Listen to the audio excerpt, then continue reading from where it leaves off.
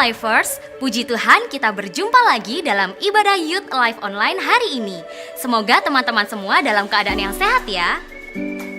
Buat teman-teman yang belum tergabung dalam ibadah Kul Online, dapat menghubungi di nomor di bawah ini. Bagi teman-teman yang rindu memberikan persembahan, dapat mentransferkan ke rekening BCA di nomor 4400303032 atas nama GBI Seropati. Dan teman-teman jangan lupa untuk follow Instagram Youth Alive di @alivemlg. Mari kita siapkan Alkitab kita buka hati kita untuk menerima kebenaran firman Tuhan hari ini. Selamat beribadah, Tuhan Yesus memberkati.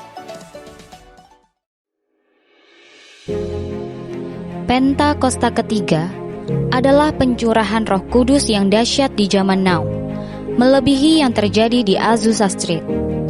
Pentakosta ketiga akan mengakibatkan penuaian jiwa yang terbesar dan yang terakhir sebelum Tuhan Yesus datang kembali. Pentakosta ketiga akan membangkitkan generasi Yeremia, yaitu anak-anak muda yang dipenuhi Roh Kudus, cinta mati-matian kepada Tuhan Yesus, tidak kompromi terhadap dosa, dan akan bergerak untuk memenangkan jiwa. Pentakosta ketiga lahir di Indonesia dan bergerak ke bangsa-bangsa. Gerakan ini dari timur ke barat dan akan kembali ke Yerusalem. Pentakosta ketiga akan memberikan kuasa untuk menyelesaikan amanat agung, dan setelah itu Tuhan Yesus datang kembali. Shalom Alifers, sekali lagi shalom. Saya percaya semua Alifers yang ada di rumah saat ini kita bersuka cita, kita betul-betul mengasihi Tuhan Yesus sebab kita percaya Dia Allah yang rela mati bagi setiap kita, menebus setiap kita, dan biarlah kita juga mau memberikan hidup kita sepenuhnya di hadapan Tuhan. Mari saya mau mengajak Alifers semuanya, kita sama-sama mengangkat tangan kita di hadapan Tuhan, kita mau berdoa. Kami mengucap syukur Tuhan untuk kebaikan-Mu dalam hidup kami Bapa. Biarlah pujian dan penyembahan kami malam hari ini Tuhan Yesus menyenangkan hati-Mu Tuhan. Sebab kami di hadapan hadirat-Mu Tuhan, kami mau memberikan hidup kami. Kami memberikan hati kami Tuhan Yesus. Kami percaya Engkau Allah, ambil alih hidup kami Tuhan Yesus. Engkau berdaulat penuh atas hidup kami Bapa. Kami menaikkan sembah kami Tuhan. Mari bersama-sama kita siapkan hati kita. Mari kita angkat pujian kita. Kita angkat suara kita untuk menyembah Dia. Allah yang hidup, Allah yang ajaib. Engkau Bapa yang setia bagi setiap kami Tuhan. Terima kasih Yesus. Terima kasih Roh Kudus. Ini sembah kami Tuhan.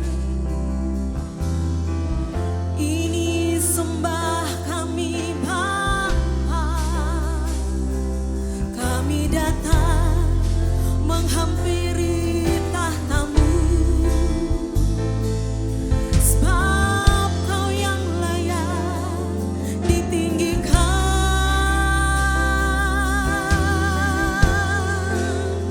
Kau yang layak disembah.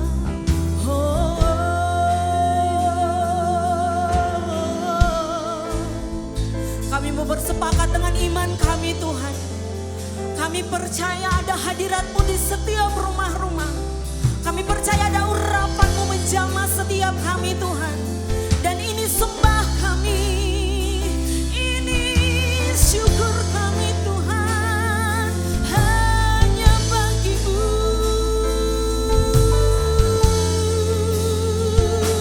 Yesus,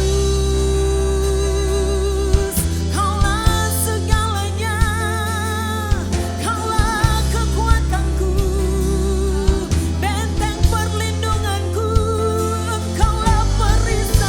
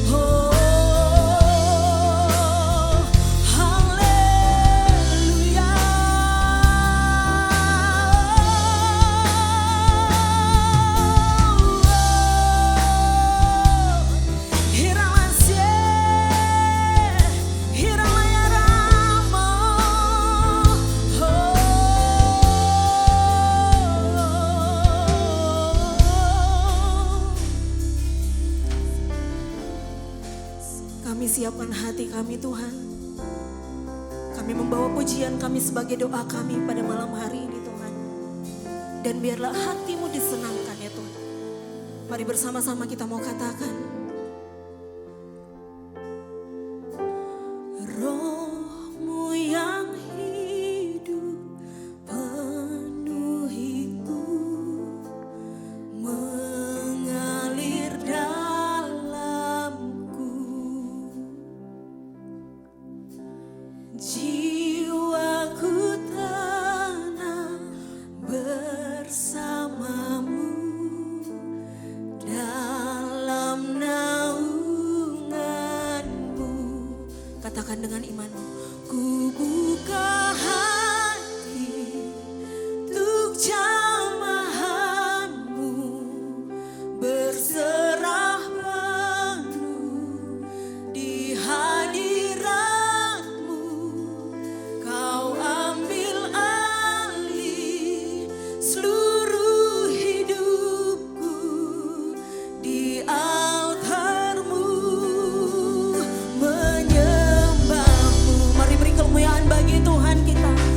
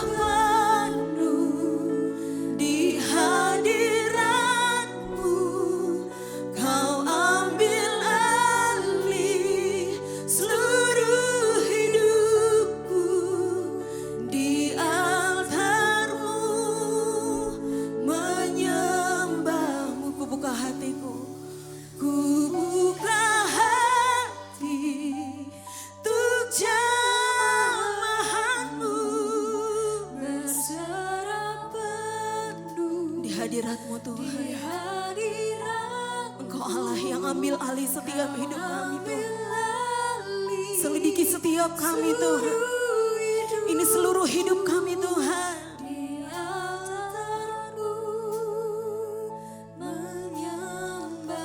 Mari angkat tanganmu, katakan, ku buka hati untuk jamahanmu, berserah penuh di hadiratmu. Kau ambil alih seluruh hidupku, Roh Kudus. Ini di hadapan-Mu Tuhan.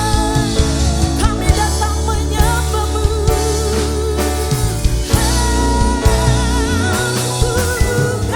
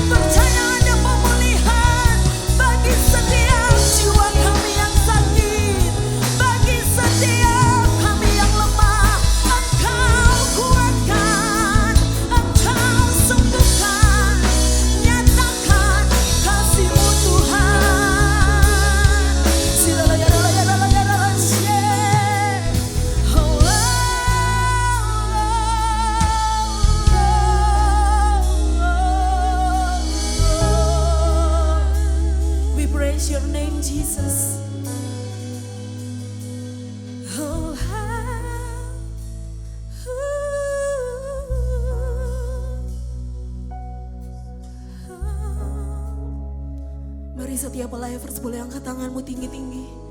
Mari berserah penuh di hadapan Tuhan. Kami mau memuji kebesaran-Mu Tuhan. Kami mengagungkan Engkau Tuhan. Sebab Kau yang layak. Amin. Oh praise the Lord of the Lord our God. Oh praise His name forevermore.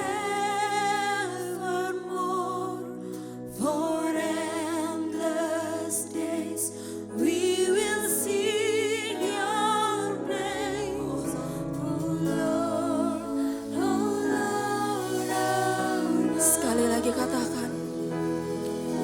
Oh praise the name of the Lord our God. Oh praise His name forevermore. For endless days we will sing Your name. Lebih sungguh lagi katakan. Oh praise the name of the Lord our God. Oh praise His name forevermore. For endless days we will sing Your praise. Oh Lord our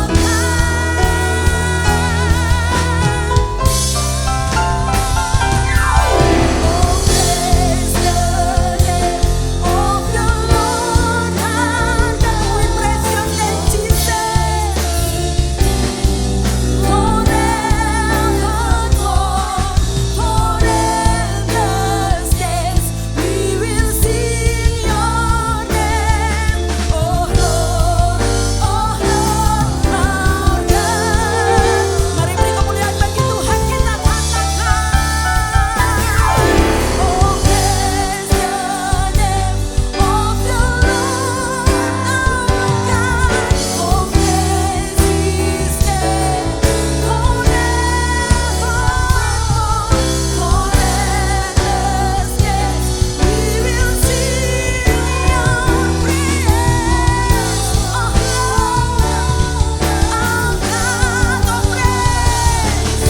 Oh praise the name of the Lord our God. We praise Your name, Jesus. Forevermore.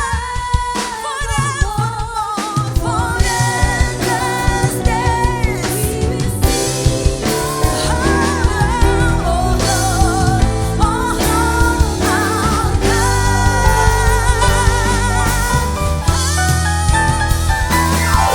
Oh praise the name of the Lord our God. Oh praise His name forevermore. For endless days we will sing Your name, oh Lord.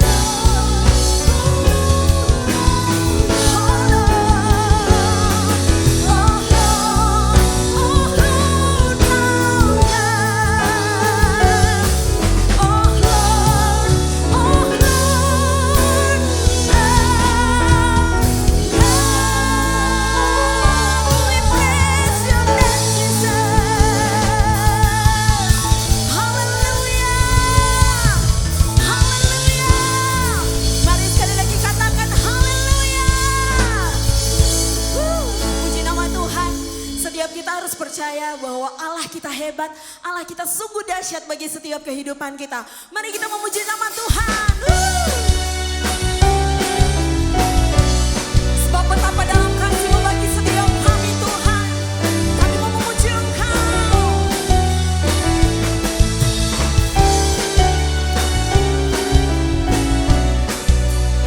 Mari bersama-sama kita mau katakan.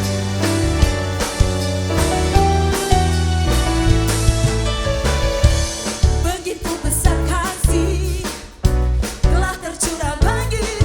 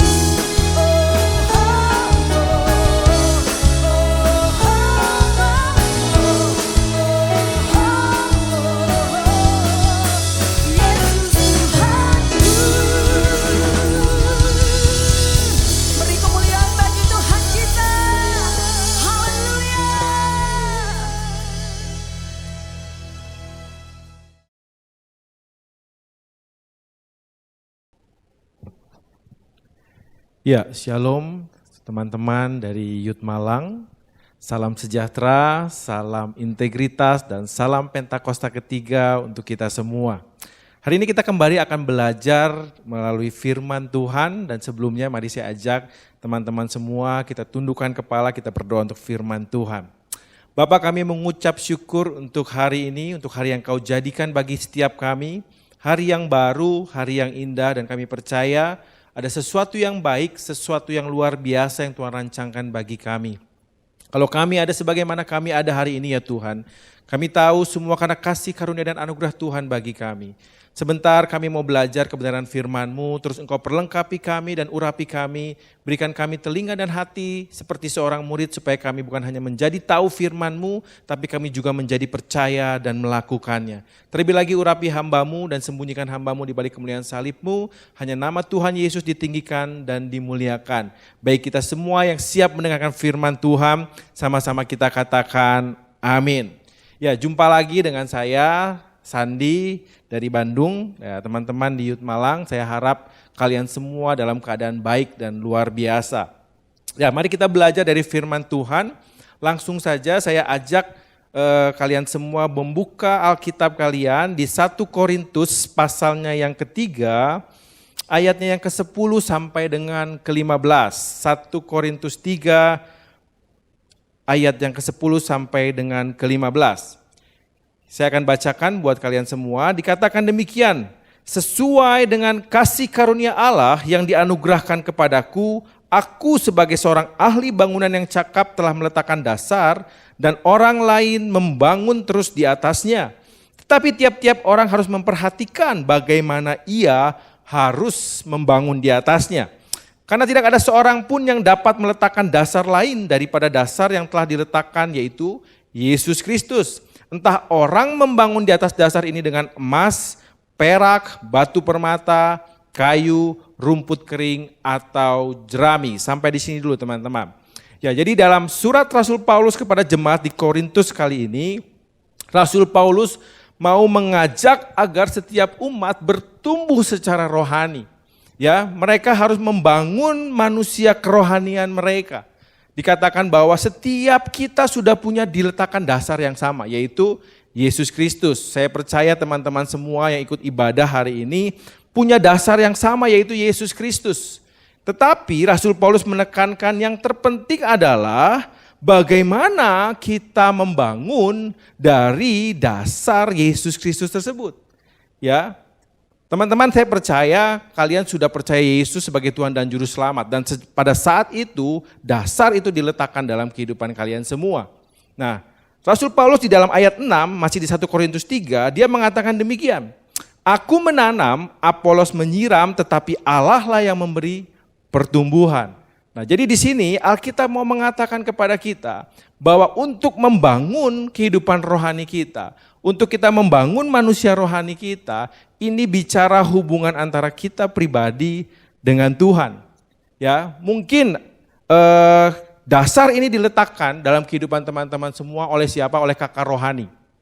Mungkin orang tua karena kita berasal dari keluarga Kristen, atau dari seseorang yang memperkenalkan kalian dengan Tuhan Yesus Kristus. Tetapi untuk pertumbuhan kerohanian kita, ini bicara pengalaman kita dengan Tuhan. Ya, bagaimana Tuhan mengizinkan segala proses kehidupan terjadi dalam kehidupan kita.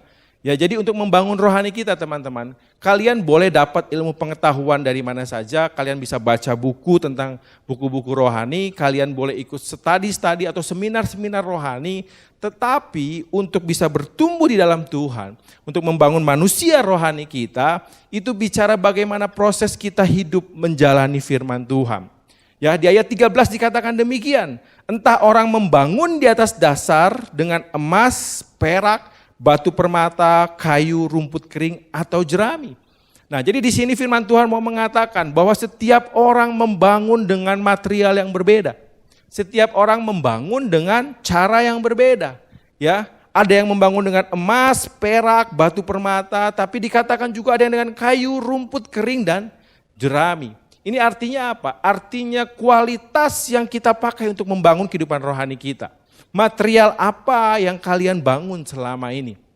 Ya, kalau kita katakan bahwa Tuhan saya bangun dengan emas, perak, batu permata, artinya kita membangun dengan kualitas yang terbaik.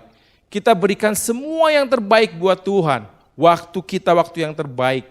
Artinya apa? Kita punya waktu saat teduh untuk Tuhan. Waktu yang berkualitas, di mana waktu itu tidak diganggu oleh saat pekerjaan atau studi kalian. Ya, atau ketika saudara kalian melayani, kalian melakukannya dengan sepenuh hati, dengan tulus hati, tanpa mengharapkan atau ada motivasi apapun di belakangnya. Tetapi ketika ada orang yang membangun manusia rohaninya dengan kayu, rumput kering atau jerami, artinya mereka membangun seadanya. Ya, yang penting kelihatan bahwa saya ini Kristen.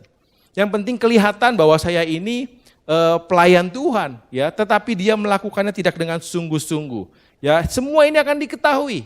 Kenapa? Di ayat 13 dikatakan demikian. Kita lanjutkan. Ayat 13 sampai dengan 15. Sekali kelak pekerjaan masing-masing orang akan nampak karena hari Tuhan akan menyatakannya. Sebab ia akan nampak dengan api dan bagaimana pekerjaan masing-masing orang akan diuji oleh api itu. Jika pekerjaan yang dibangun seseorang tahan uji, ia akan mendapat upah.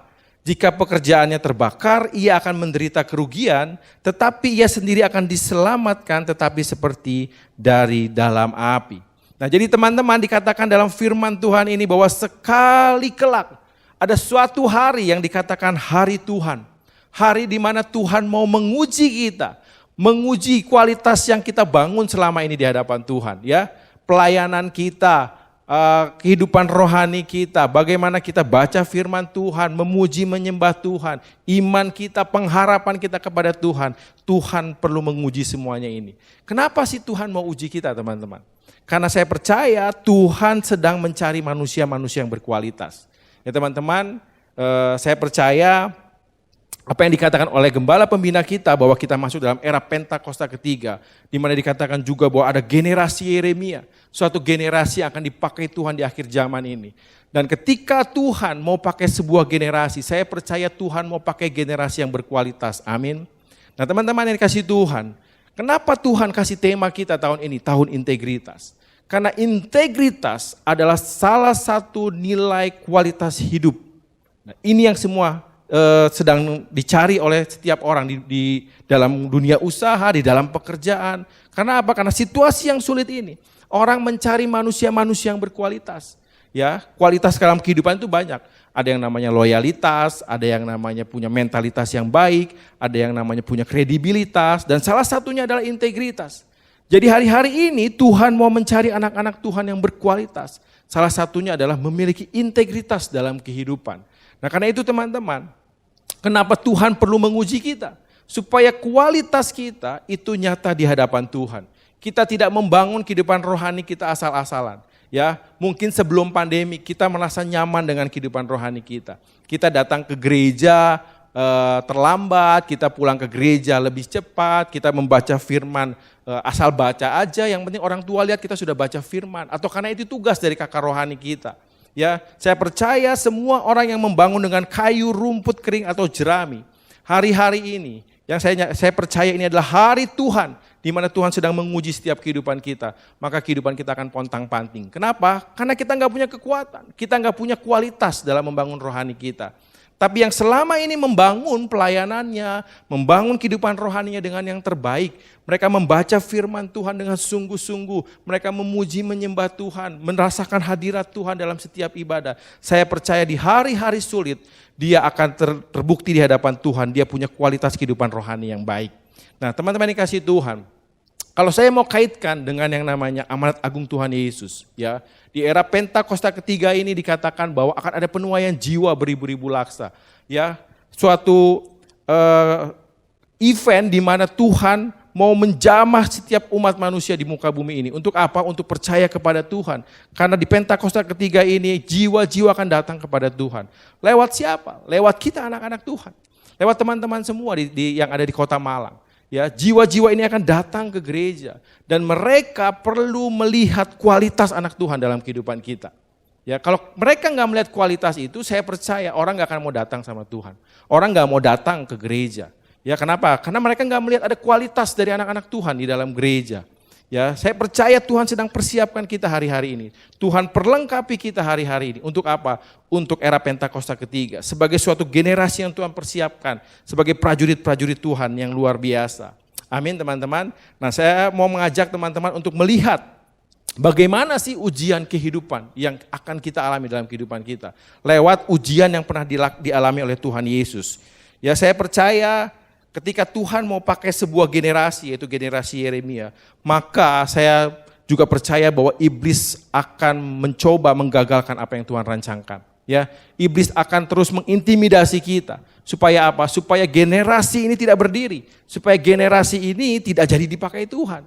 Ya, iblis sedang melakukan suatu intimidasi. Seperti apa yang dialami Tuhan Yesus. Ya, di dalam Matius 4 kita melihat.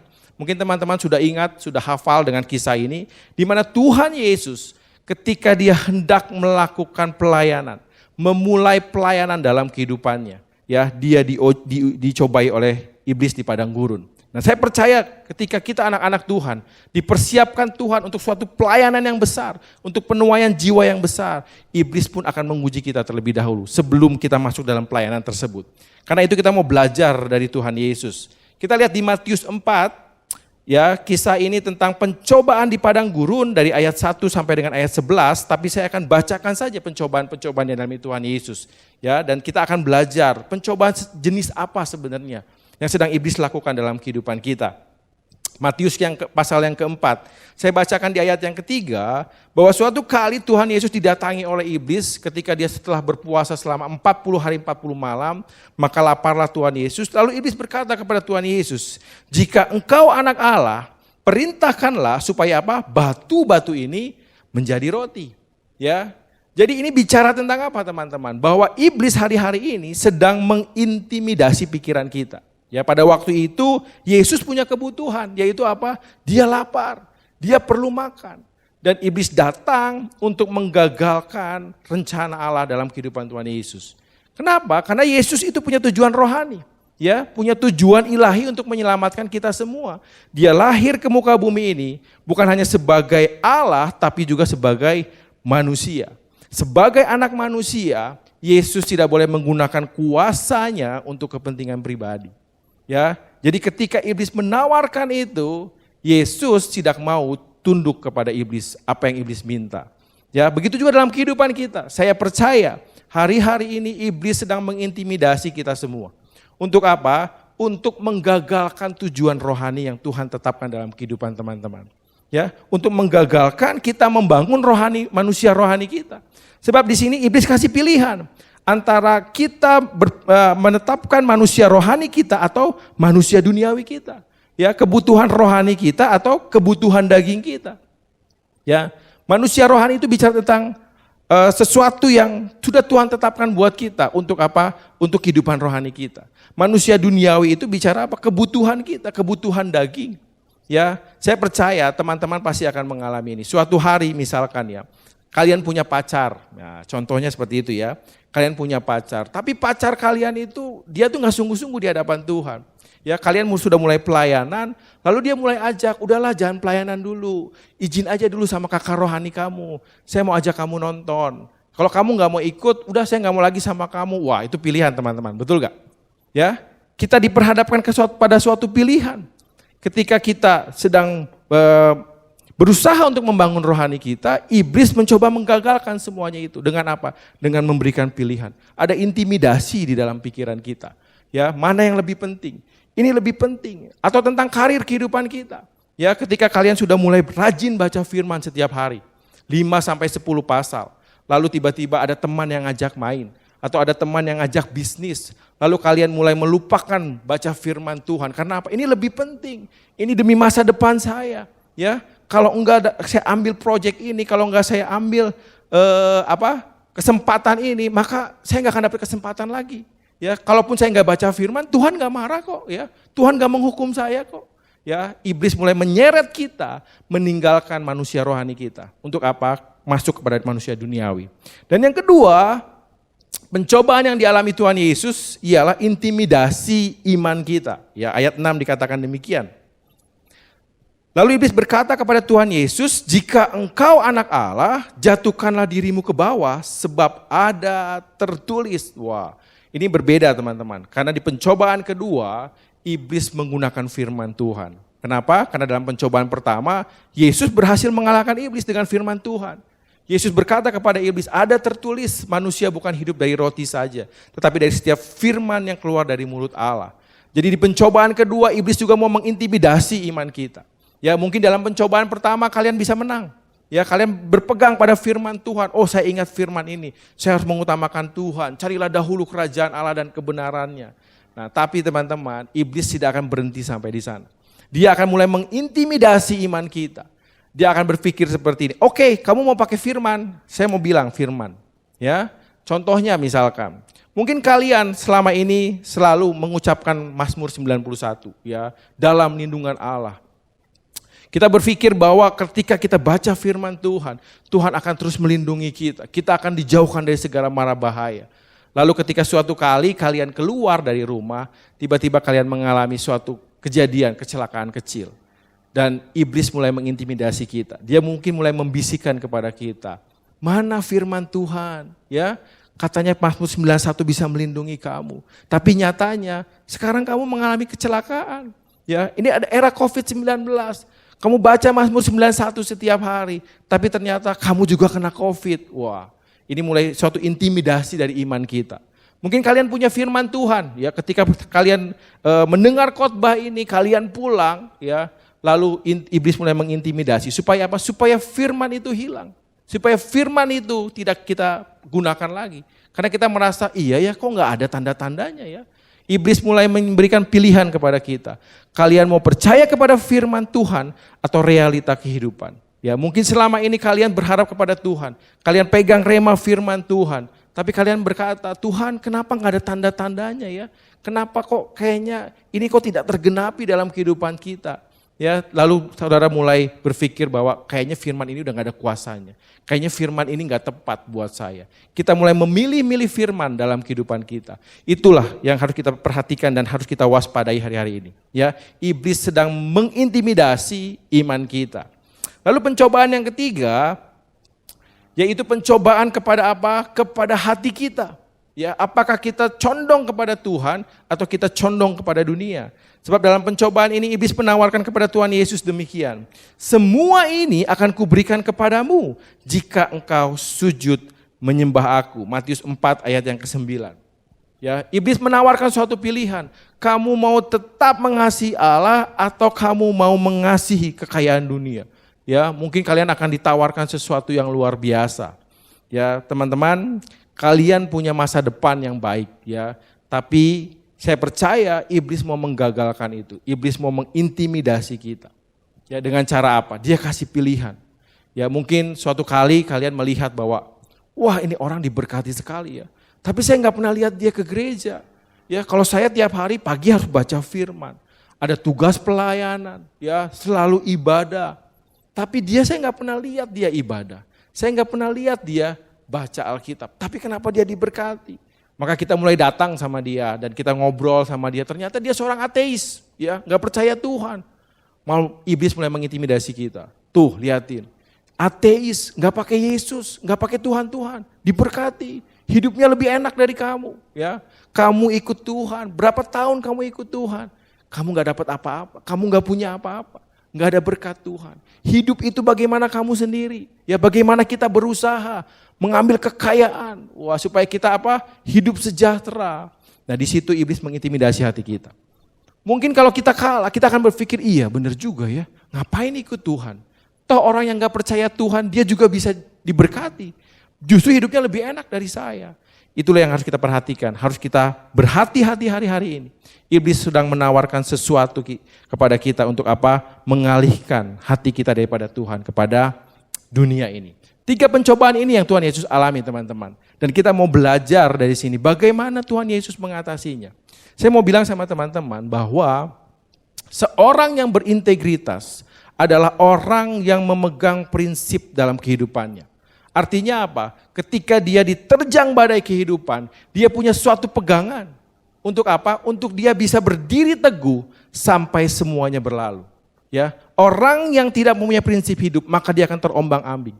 Ketika badai datang menerpa kehidupannya, ketika pencobaan datang, maka dia akan terbawa arus pencobaan tersebut.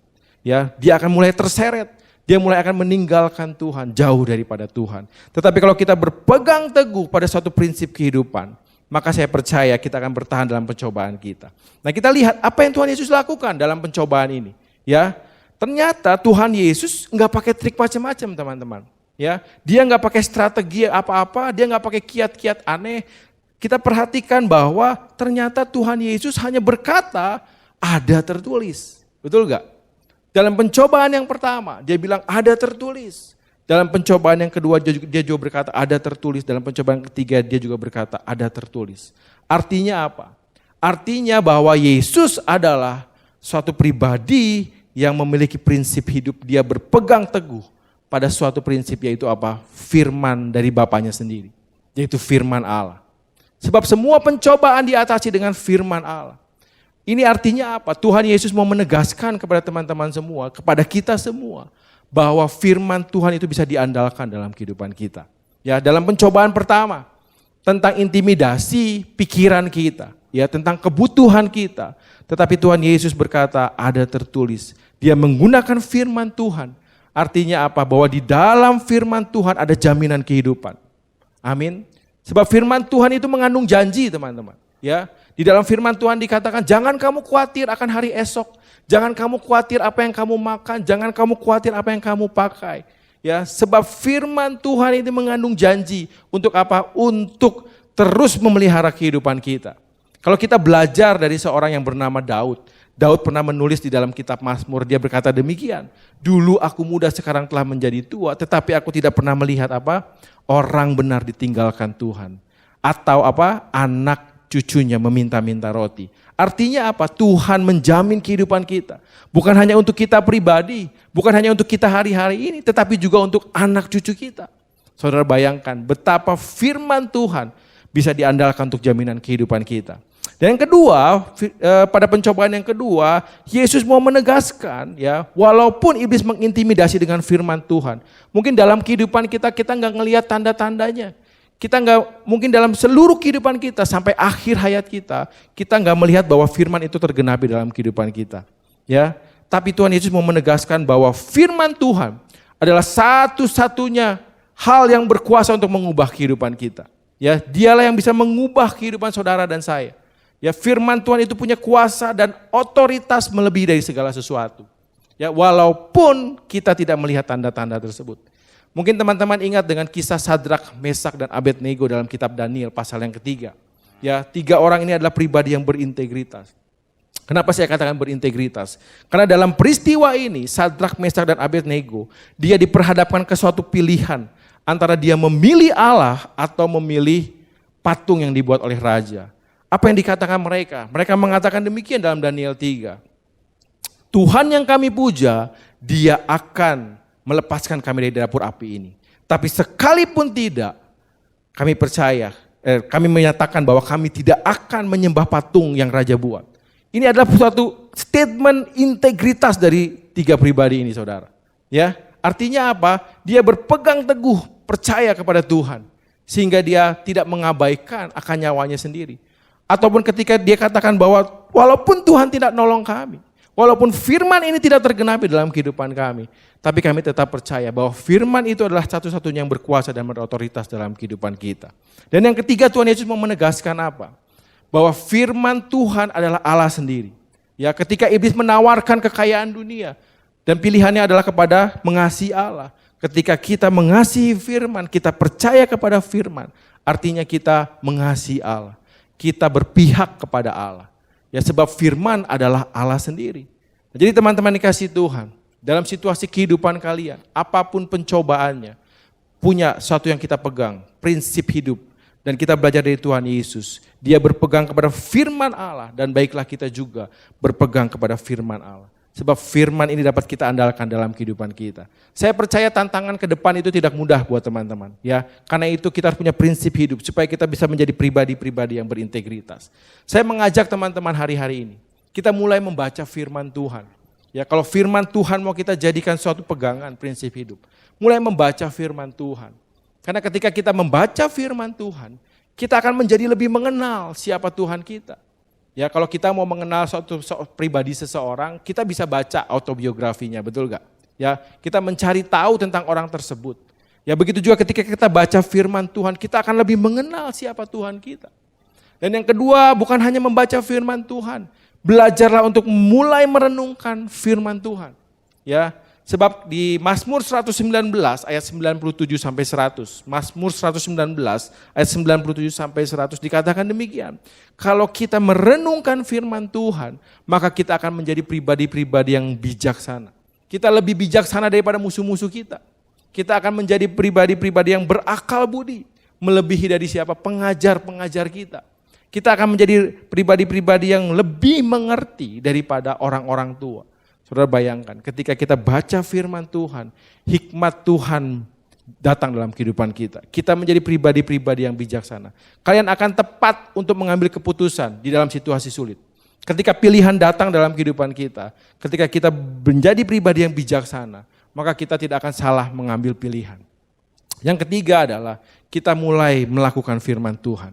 Kita mulai menghidupi firman-Nya dalam kehidupan kita. Ya, jangan sampai kita bukan menghidupi firman-Nya, tetapi kita memfirmankan hidup kita. Artinya apa? Apa yang kita lakukan, kita cari firman-Nya. Kita bertindak sesuka hati kita. Ya, apa yang kita mau seolah-olah Tuhan harus mendukung kita. Tuhan harus memenuhi apa yang saya mau. Karena itu saya mau cari firman yang mendukung apa yang saya lakukan. Jangan begitu teman-teman. Ya, kita mulai belajar melakukan firman Tuhan. Walau kelihatannya tidak mungkin, walau kelihatannya mustahil buat kita, ya, tapi ketika kita melakukannya, saya percaya kita semua akan melihat kemuliaan Tuhan dalam kehidupan kita. Amin teman-teman. Karena itu marilah mulai hari ini menjadi pribadi-pribadi yang berintegritas. Supaya apa? Orang di luar sana melihat kualitas kekristenan dalam kehidupan kita semua. Sehingga ketika penuaian jiwa terjadi, jiwa-jiwa datang kepada kita. Kita menjadi bagian dari Pentakosta ketiga. Di mana kita adalah pribadi-pribadi yang berkualitas. Karena saya percaya Tuhan mencari orang-orang berkualitas untuk Pentakosta ketiga ini. Tuhan mencari pribadi-pribadi yang berintegritas untuk menyelesaikan amanat agung Tuhan Yesus. Amin teman-teman yang kasih Tuhan. Semoga ini semua memberkati kita semua dan memperlengkapi kita semua. Mari saya ajak teman-teman kita semua berdoa di hadapan Tuhan. Bapa, kami mengucap syukur untuk firman-Mu pada hari ini. Engkau mengingatkan kembali kepada kami bahwa di dalam kehidupan kami ada sesuatu yang harus kami pegang teguh sehingga kami tidak terombang-ambing oleh segala arus kehidupan dunia ini. Ketika pencobaan itu datang kepada kami, ketika ujian itu datang dalam kehidupan kami, maka kami tidak akan tergoyahkan ketika kami memegang teguh firman-Mu ya Tuhan. Sebab firman-Mu adalah satu-satunya yang kami andalkan. Firman-Mu adalah satu-satunya yang kami percaya dalam kehidupan kami. Tuhan, kiranya terus Engkau menyertai setiap kehidupan anak-anak-Mu di Youth Life Malang ini ya Tuhan. Engkau memberkati mereka dimanapun berada. Masa depan mereka Tuhan yang rancangkan dan kami percaya ada sesuatu yang baik bagi mereka. Suatu generasi yang baru akan Tuhan persiapkan. Sehingga mereka menjadi manusia-manusia berkualitas. Bukan hanya dipakai oleh Tuhan, tapi dipakai oleh dunia ini. Ketika mereka mencari pekerjaan, mereka menjadi orang-orang yang berkualitas untuk usaha-usaha yang sedang dibangun di dunia ini. Terima kasih ya Tuhan, terus Engkau menyertai kehidupan mereka. Gembala mereka di Malang, Pak Aven dengan seluruh tim pengembalaan yang ada, terus dalam penyertaan Tuhan. Terima kasih ya Bapak, sebentar kami mau menerima berkat-Mu, kami mau angkat kedua tangan kami dan membuka hati kami di hadapan Tuhan. Dengarkanlah firman Tuhan ini. Tuhan memberkati engkau dan melindungi engkau. Tuhan menyinari engkau dengan wajahnya dan memberi engkau kasih karunia. Tuhan menghadapkan wajahnya kepadamu dan memberi engkau damai sejahtera. Sekarang terimalah berkat yang terbaik dari Allah Bapa kita. Cinta kasih dari Tuhan Yesus Kristus menyertai kita semua mulai saat ini sampai selama-lamanya. Yang sudah menerimanya sama-sama kita katakan amin. Tuhan Yesus memberkati.